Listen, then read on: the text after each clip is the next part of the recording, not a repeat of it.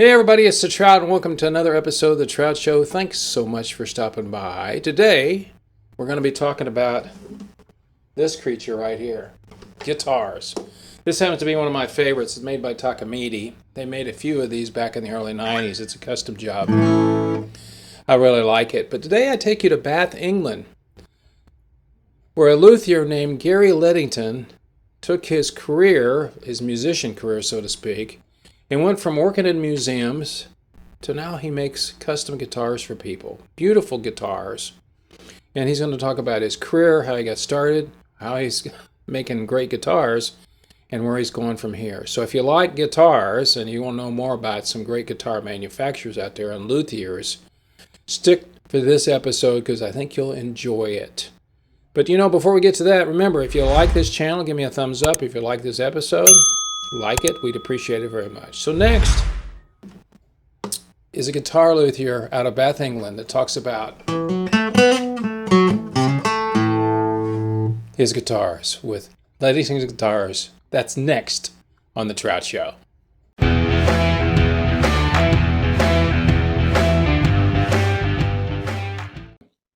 What did you do prior to becoming what you do now? So for years and years, I worked in museums, basically, in a kind of technician role. So I was building the exhibitions and sort of facilitating the construction of the exhibitions and facilitating the artwork for the artists and things like this. I'm originally from Worcestershire. Okay. About 13 years ago, I moved to Belgium, to Antwerp in Belgium. I moved there for a job. I was working for an artist.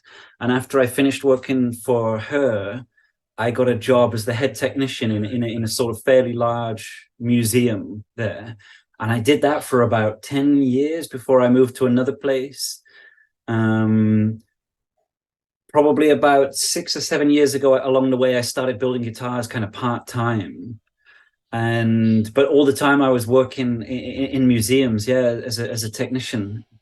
So did you play yourself? I mean, I assume you did. I play myself. I play bluegrass actually. Okay. Yeah. And so what kind of guitar did you have when you were playing before you made your own? Well, the first acoustic guitar that I got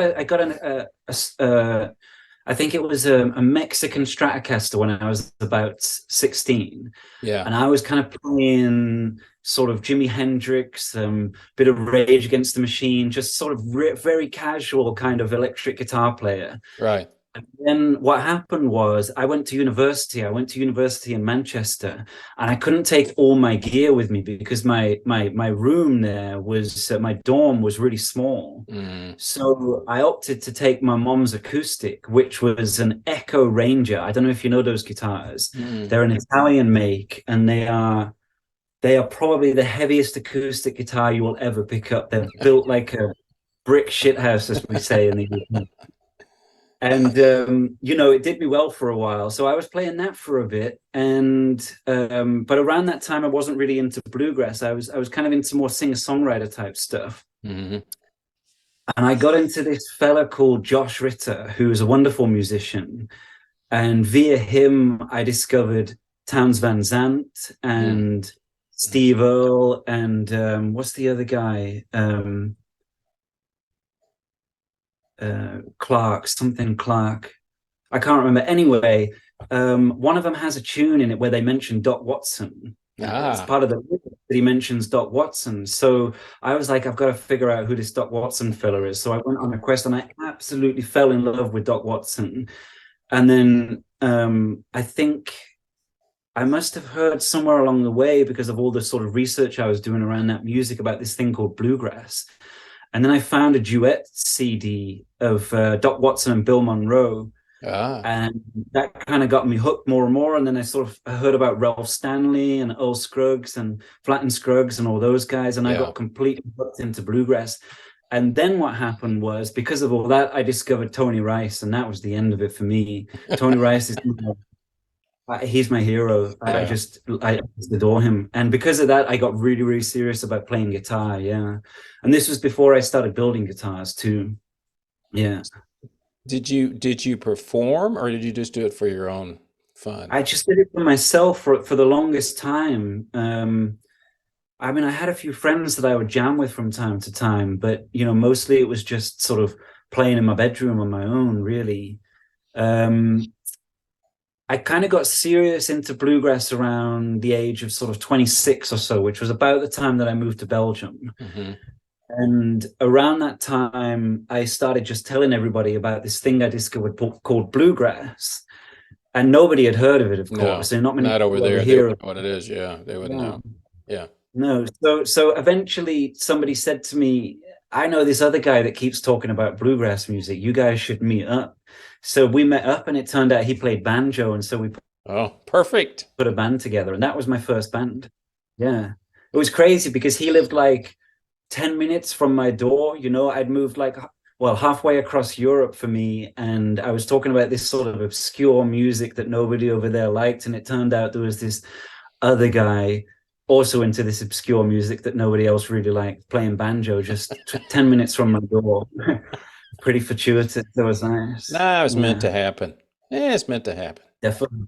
So then you did that for a while, and I'm sure you still play. But what was Yeah.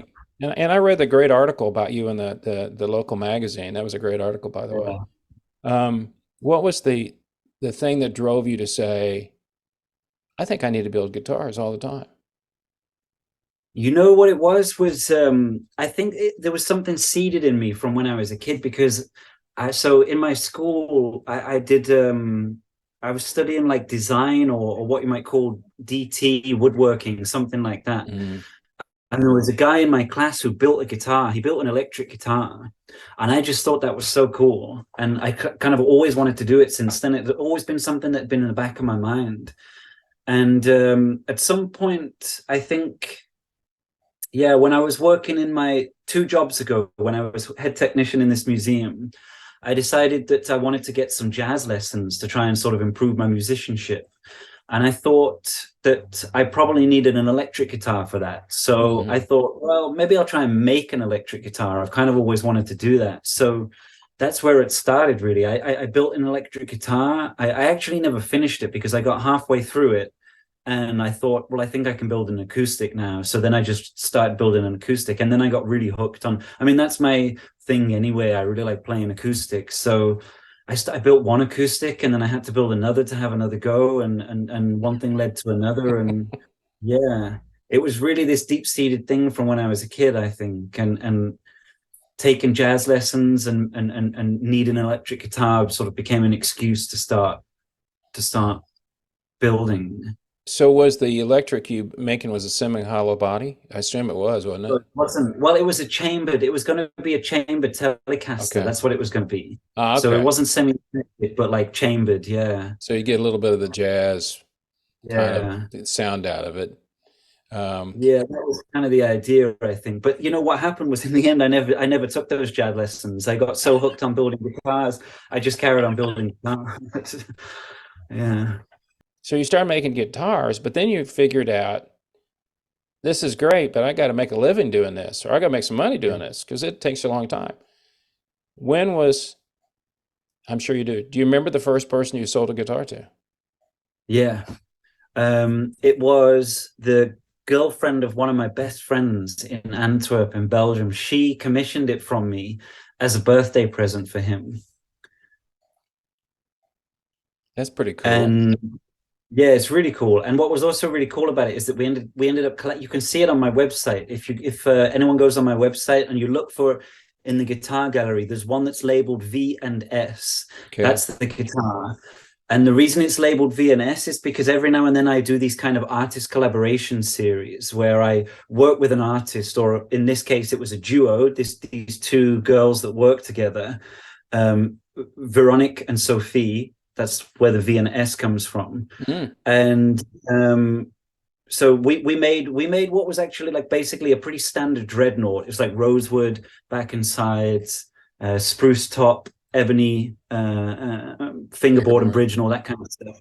But what was special about it was that they designed all the inlays. So they made all these kind of crazy weird patterns, and all the inlays on each fret was kind of cut out of a different piece of pearl, different color, different shape. And it was, so it was a nice collaboration. So that was the first guitar that I sold. And I sold it for way too little in scenarios. But I was just happy because, I just thought as you said, there's so many builders now, right? So it's like, how do you make your mark? How do you get noticed? How do you even sell? A custom guitar should probably be selling for anywhere between, I don't know, like $3,000 and whatever $1,000. Sure. Yeah. And it's very difficult to convince someone on your fourth guitar that they should be paying you $3,000 or whatever, or more, so I was just happy to sell and to make some money from it, and to at least get my cost back plus a little bit more. And then what happened was that every time I would then get a new commission, I would just slowly raise my prices. So I've got to the point now where I feel like I'm getting, not necessarily what a lot of people are commanding, but what I think is pretty fair, and what I'm happy with. So it's just been a case of like slowly raising that price over time, really, and trying to be affordable and desirable without pushing people away, and being able to like make it, just build it up slowly, basically. I look at your work, and the headstocks on some of those are just beautiful, Thank you. And I it was funny, as a side note, I did get to see Jimi Hendrix play right before he died. And Did you really? And he had a special guitar that he played at the beginning. And he would play a white Strat for like 2 or 3 songs, and then they'd take it away. So he had a special guitar that he loved, and then he'd bring out the Sunburst or whatever it was, Strat, that he played. So everybody has their own little special guitars. I have an 87 custom Les Paul that doesn't come out of the case very often, except when I'm recording or maybe if I'm playing. Mm-hmm. But yours, to me, they become not only a functional item of the music industry, but they are unique. Yeah. That's the other thing. When I watch people perform, a lot of times I can't even tell what kind of guitars they got. They're going to be an electric, they're going to either look like a Les Paul, they're going to look like a Strat. That's the two. If you've got a Flying V, it's going to look like a Flying V. But on acoustics, you never know what people are using. And I think your idea, and I saw some of the inlays that you had on some of them, and I thought, man, that just takes a lot of work. But that's what makes it so cool. Is you're not playing like something everybody else is playing. Well, that's the thing, and I'm trying to, as much as possible, when I work with a client, is to make it as personal to them as possible too, and trying to, I guess, sort of program in details and things that mean something to them. And sometimes that can be kind of, I don't know what the word is, but maybe explicit. Like, for example, there was one client of mine who, when he was a kid, I don't know if you've ever heard of the type of rabbit called a Flemish giant. It's yes, huge. I have. I know what that is. So he had a Flemish giant rabbit when he was a kid that meant a lot to him. And when he commissioned this guitar from me, he asked me if I would inlay a Flemish giant in pearl on the 12th fret for him. So that's on your website, isn't it? That's on my website. Yeah, I saw that. So, that's like a kind of an example of a sort of explicit detail or something that means something to someone. But then, for example, the second to last guitar that I just finished, which I think, it's the most recent one on my website. The guy who commissioned that from me is a huge fan of Irish music. He plays mandolin and guitar. He goes to a lot of Irish sessions. Right. So we had this theme of green running through it. Like the rosette was this kind of dyed burl, green dyed burl inlay, and there was on the end wedge, and the tuner buttons were custom made from this burl, this dyed and stabilized burl material too. Oh, wow. And then we took far of the case. So I make all the cases myself too. I saw that. I was getting to get to that in a minute. The Yeah, cases. so the case was also the whole thing was green. The outside was green, the inside was green, and it looked crazy, but it looked beautiful as well. We both loved it. So yeah, so that was one that's a little bit more abstract, you know, it's just the idea of green relating to his love of Irish music, but it's something that's very personal and means something to him. And I just hope well, I'm sure he does, but he picks that up and he thinks about how, you know, how much kind of time and love has gone into making that something that's just sort of special and unique for him. And hopefully that goes a long way to, yeah, encouraging musicians to pick up their instruments more too, you know. It's like these little details and things, they can encourage you to play, and I think that's really interesting. So how long Yeah. does it take you in that what particular guitar that you made for that gentleman? How long did it take you to actually make it from the time he said go until you gave it to him? Well, from the time he said go until I gave it to him was approximately 6 to 7 months, but I wasn't working solidly on that guitar for that whole time. You know, I was doing other stuff. I was working on a couple of other instruments. At that time as well, I just moved back to the UK, so I'd spent a good few months of that time sort of building my workshop and getting set back up here again. So it's always a little bit difficult to give an exact amount of time Sure. it takes to build a guitar, but it's something like, if I could work on it full time and do absolutely nothing else, you know, no life came in the way, no Yeah. problems happened, Yeah. like no nothing. It was a perfect, smooth sailing guitar build. I could build the guitar probably in about 3 or 4 weeks, and then I lacquer it, and then I have to wait another 4 weeks for the lacquer to properly cure. Yeah, before I can sand it down flat and buff it all up and then put it all together and set it up as a guitar. So in total, it's probably about, I don't know, a month and a half's work maybe. And then but that happens over like 2.5 months time, because like I say, 4 weeks is waiting for the lacquer. I use nitro, so that takes a while to cure properly. There's other options out there that mean you can sort of start sanding and buffing quicker, but I'm using nitro. Yeah. Well, what started, because I mean, you made these custom guitars, and then you said, "Oh, I want to make a custom case to go with it." I mean, Yeah. I mean, I get woodworking, but Yeah. now you have those beautiful cases that will go with it, which is kind of interesting because to me, if you're going to spend that much money for a guitar, Yeah. it's going to last you a lifetime or longer for people. It's not going away. If you take care of a guitar, I mean, that acoustic over there is 50 years old. Yeah. You know, it just, if you take care of them, they'll stay around forever. But then you give Yeah. yourself an opportunity, they're going to pay that much money. Then you started building cases. That can't be Yeah. easy either, because obviously they're not easy to build. And that's part of the artwork too, because when you show up, they're like, "What's that case? That isn't, you know, let's get it off Yeah. the rack and put a guitar in it."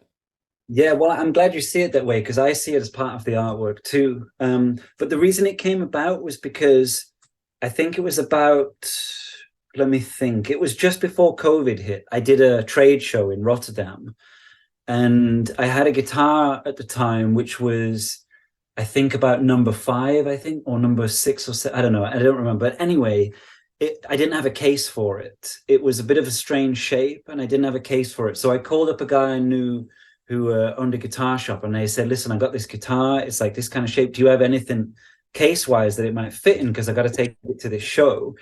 And he said, "Let me have a think." And he rummaged around the back, and he came back and he said, "Yeah, I've got a good case. I've got a good case. It's by such and such a brand." And I'm not going to say which name the brand is, because it's a well-known case brand and I'm about to rubbish them. So I'm going to be a little bit careful.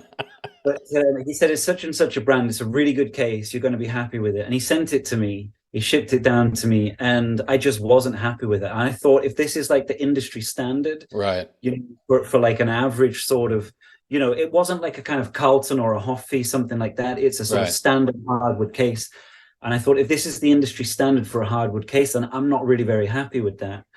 And around that time, I started working on, well, this guitar actually, which is which is a steel string reconstruction of a Johannes Stauffer guitar.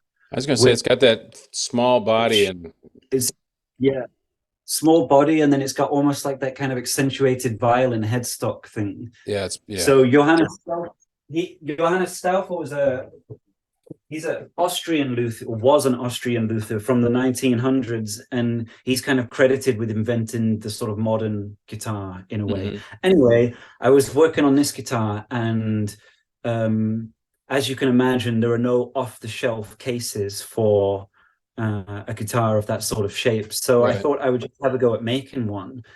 And I contacted a few guys, a couple of guys in the States, an amazing luthier called Todd Cambio.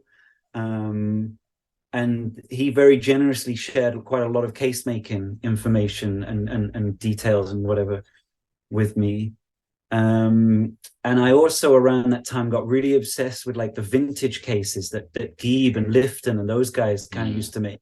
And one of the things that I thought was beautiful about those cases was they were so sleek. You know, most hardwood cases you get these days, they're really bulky, they're heavy. Yeah. Where you have the kind of the neck and the headstock is like very fat and sort of straight. And the old cases, they were just so sleek and beautiful. And I kind of got it in my head that I wanted to make a sort of more contemporary reconstruction of those cases. And so that's how I got into the case making, originally to service a need. And then afterwards, because I thought, well, I think I can do better than that sort of standard industry standard case, and maybe it can also become part of the sort of complete package that my clients receive too. Well, there's two parts to this too. To me, there's the part that says I'm going to buy that much expensive guitar. I want it in a nice case. Okay. Yeah. The other part of it is if you're performing on tour, you know, guitarist, you got to have a good case. I mean, and they may not want to travel with the case that they spent that much money on, but you know, it's still something that's going to protect the guitar that you spent a lot of money on. If it's your baby, Yeah. you know, and for you, it's exactly perfect because two things to me, they're custom made. So you want a custom. If I'm going to spend that much money, this is me. I want a custom case to go with it. You know, I don't want. It's just like you were discovered that I've made this guitar and now I can't find, you know, a freaking case to go with it, but so I'm just going to make it. So it's you're a smart guy when it comes to that, and it's like I said at the very beginning, it's not just the guitar; it's a work of art. Yeah. You know, and because most people will wait for something that they know that they're going to love performing with or playing. I still remember the first time I played a Martin back in college. My roommate had a Martin guitar. I couldn't afford a Martin guitar. He brought it out and I played it and I went, oh, that's what they sound like. You know, it's like it started playing by itself. It's like, oh my gosh, look at this, you know. So, and to this day, I don't play any Martins, but I use Martin guitar strings, which is kind of weird, on my acoustics. I don't use them on my electrics, and that set the tone for me going, and then Taylor came along and all that stuff. But in your business, I think the thing that I ask you is how you're like a lot of people in this business is you can only grow exponentially so much. There's only one of you.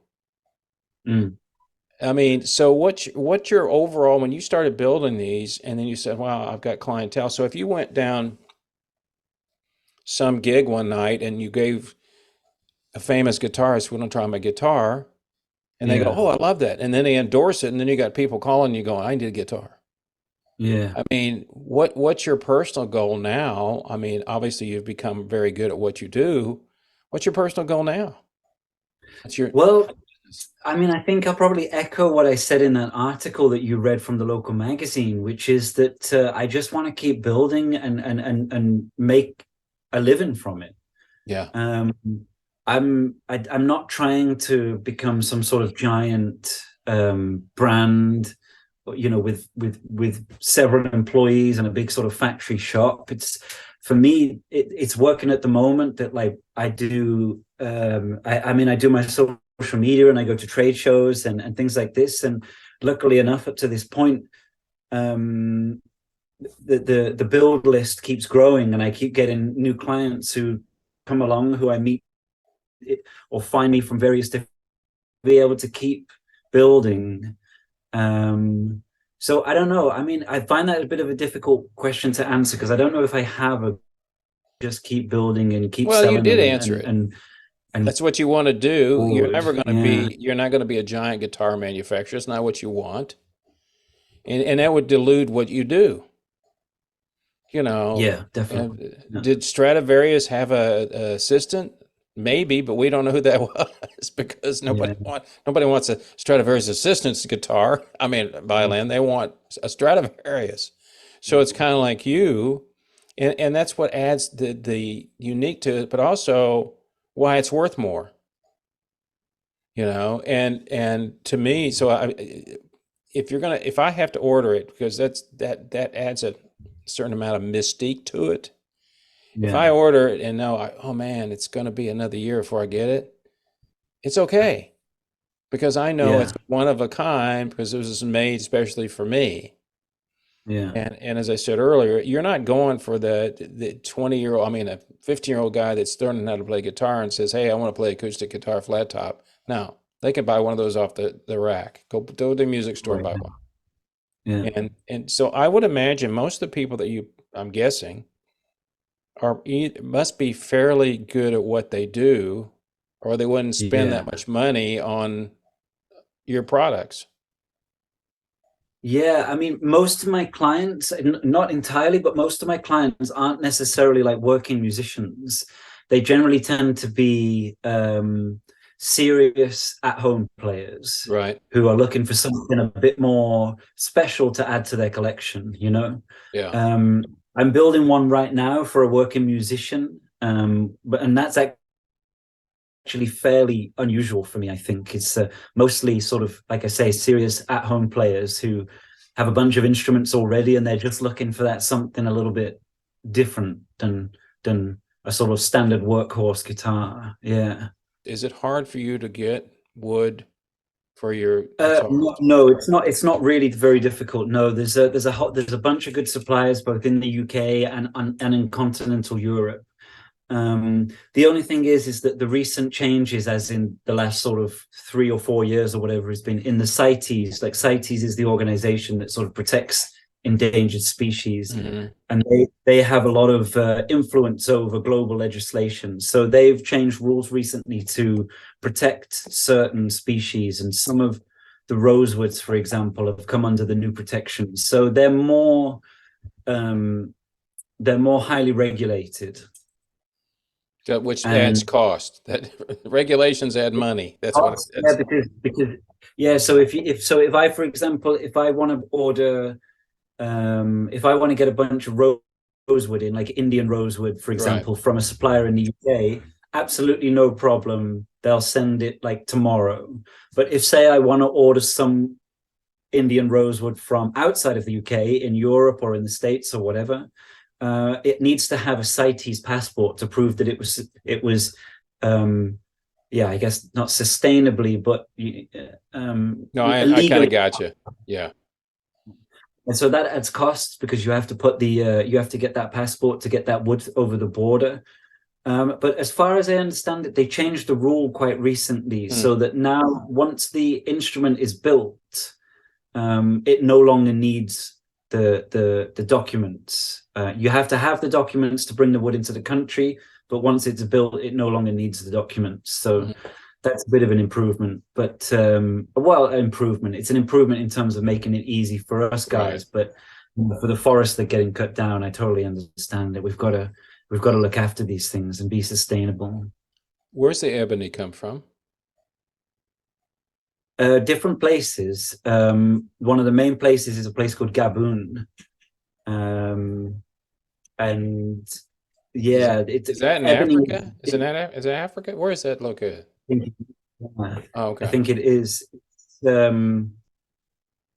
Ebony isn't protected, but it's monitored now, so it's on the kind of watch list of CITES, and people are saying that there's a very good chance that that's also going to sort of pass into what they call Appendix 2, which is where all the rosewoods are. I knew rosewood came from India originally. I didn't know where ebony Yeah. ended. I figured I had no idea where it comes from because rosewood was Well, what the, there's different ebonies. So there's Indian ebony, there's Gaboon ebony. I think Gaboon is Africa. I'm not entirely yeah, I'm sure. not sure either. There's a whole bunch. I mean, it just depends where it grows, Yeah. really, because the trees don't really care about borders. They'll grow anywhere. Thanks so much for this. It's been really fun. Thanks for your You too, time. Rick. All right. See you. Take care. All right. See Bye. you.